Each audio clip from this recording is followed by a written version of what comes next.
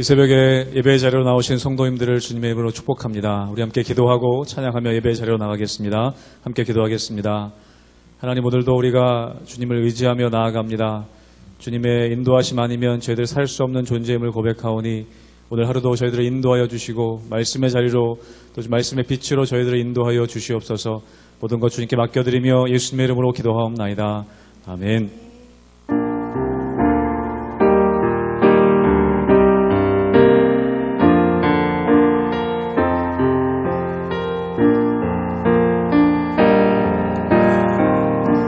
내 평생에 가는 길, 내 평생에 가는 길 수탄하여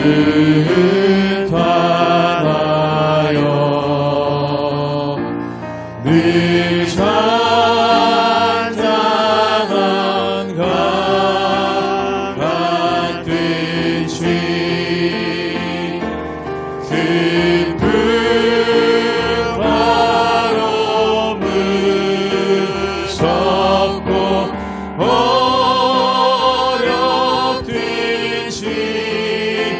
나의 영혼이 늘 변하라.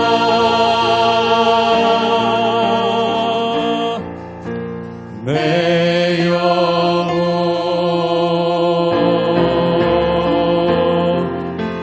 평안해.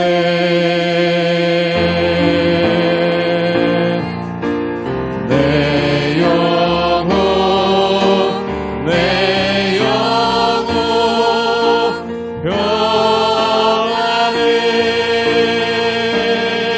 저 마귀는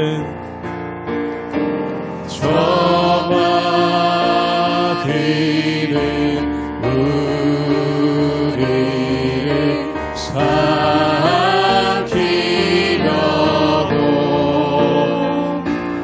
입 벌리고 달려와도 주 예수는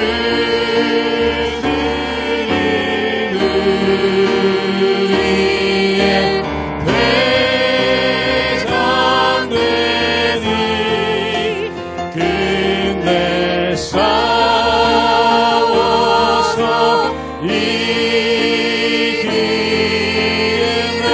삶들로 고백합니다. 내 지은 죄 주홍빛 같더라도 내 지은 죄 주홍빛 같더라도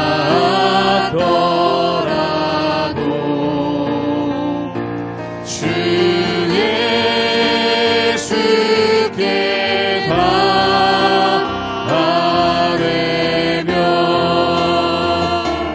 그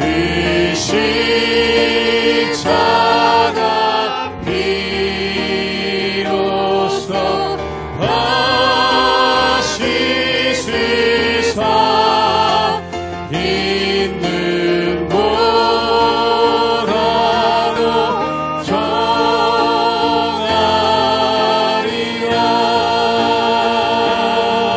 내 영혼 평안해. 내 영혼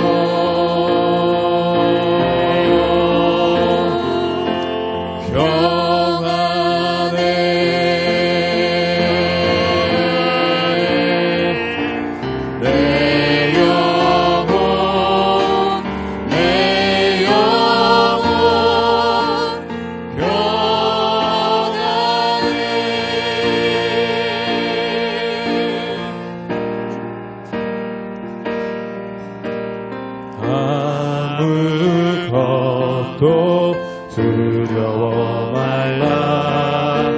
주 나의 하나님이 지켜주시네. 놀라지 마라. 겁내지 마라.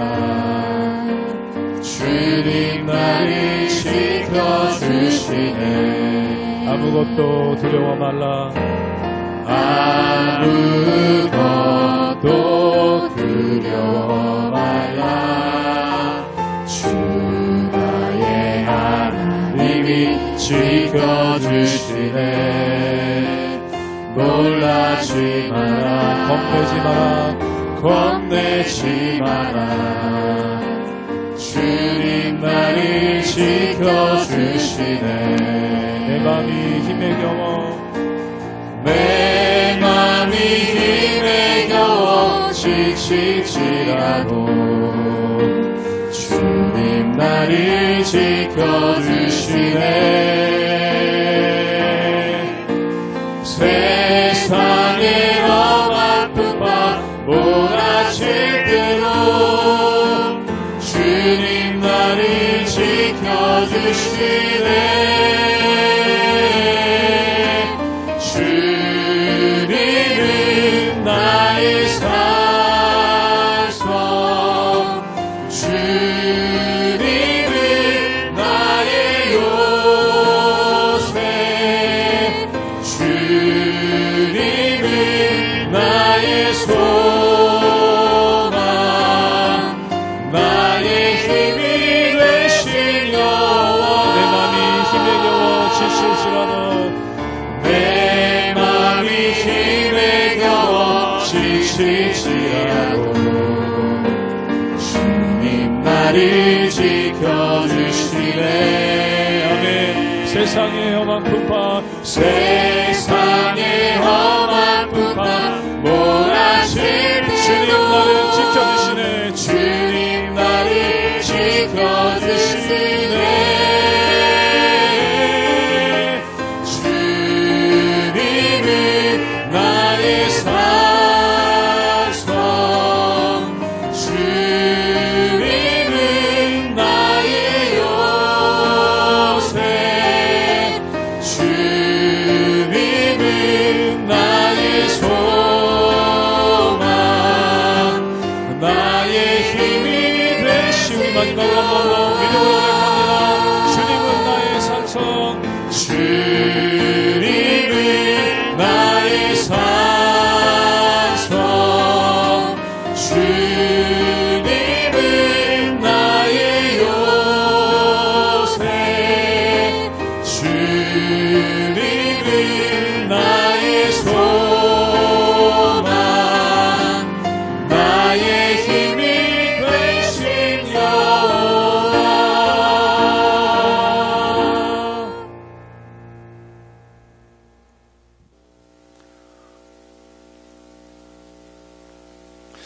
할렐루야. 우리 하나님의 은혜와 평강이 우리 성도님들 삶 가운데 날마다 가득하시기를 주님의 이름으로 축원합니다.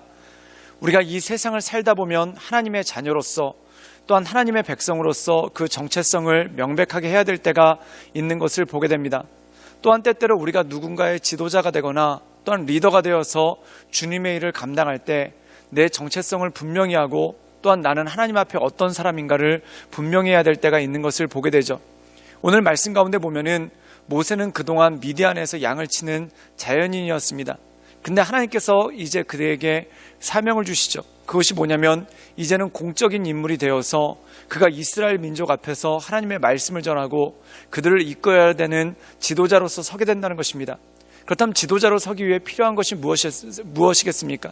그가 하나님 앞에 서 있다는 분명한 정체성, 그리고 그가 하나님의 말씀을 의지하여 나간다는 분명한 정체성을 보일 필요도 있고, 또한 더 나아가 보이는 것으로 끝나는 게 아니라 그가 하나님 앞에 온전함으로 서 있는 것이 굉장히 중요하다는 것이죠. 오늘 말씀 가운데 보면은 이 모세가 하나님의 뜻에 따라 이스라엘 백성들을 구원하기 위해 그가 바로 이집트로 들어가게 됩니다. 그런데 이집트에 들어가기 앞서서 하나님께서 할례라는 것을 통해서 이 모세와 그 가정이 하나님 앞에 온전히 선 이스라엘 백성임을 다시 한번 드러내는 그러한 사건이 나온다는 것이죠. 사랑하는 여러분, 우리가 이 세상 살아갈 때 참 여러 가지 일들이 있으나 우리가 선한 영향력을 드러내기 위해 필요한 것은 무엇입니까?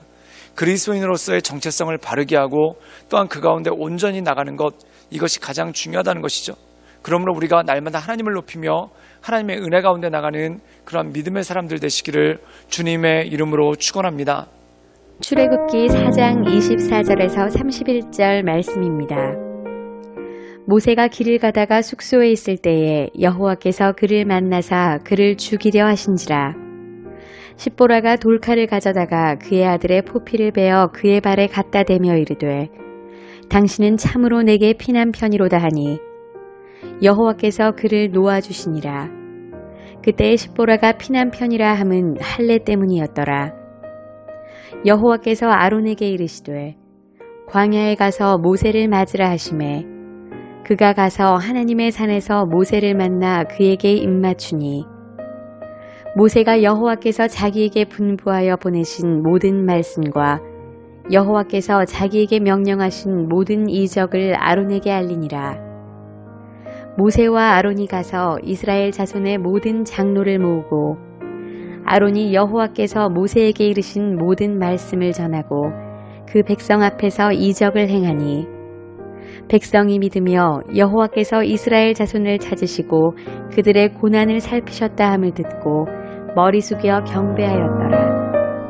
오늘 말씀 가운데 보면은 모세가 자기 가족들을 이끌고 미디안에서 이집트로 들어가는 그러한 장면이 나오게 되는 것을 보게 됩니다.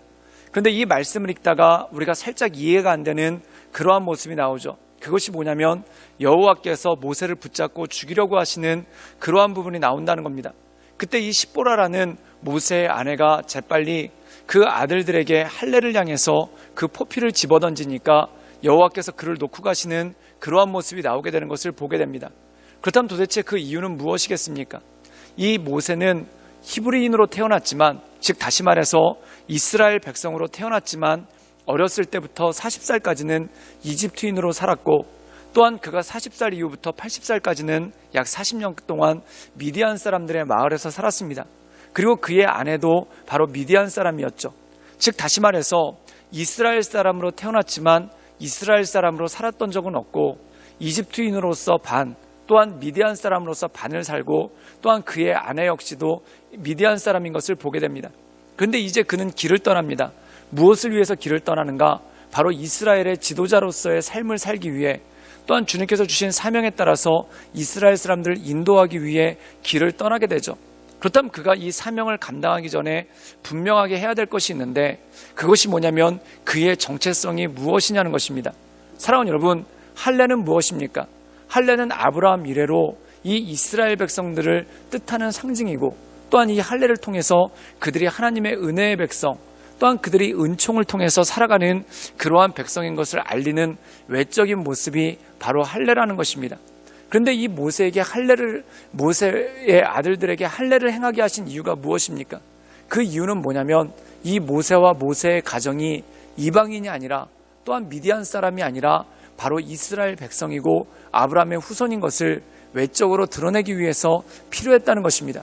그래서 이 십보라가 그것을 깨닫고 이 여호와에게 모세가 붙잡혔을 때 자기 아들들에게 할례를 행합니다. 그때 자기 아들들에게 할례를 행하니까 어떠한 일이 일어났을까요? 우리 함께 출애굽기 4장 26절의 말씀을 읽도록 하겠습니다. 제가 읽겠습니다. 여호와께서 그를 놓아주시니라.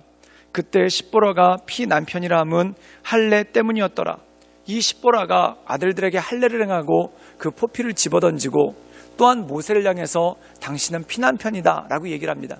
그때 어떠한 일이 벌어지냐면 여호와께서 모세를 놓아주시고, 또한 그것으로 인해서 모세로 하여금 일들을 감당하게 하시는 그러한 일들이 나온다는 것이죠. 사랑하는 여러분, 우리가 때때로 그리스도인으로 섰을 때 우리의 정체성을 분명하게 해야 될 때가 있습니다. 물론 나 혼자 믿고 내가 신앙생활하는 것은 굉장히 중요한 일이죠.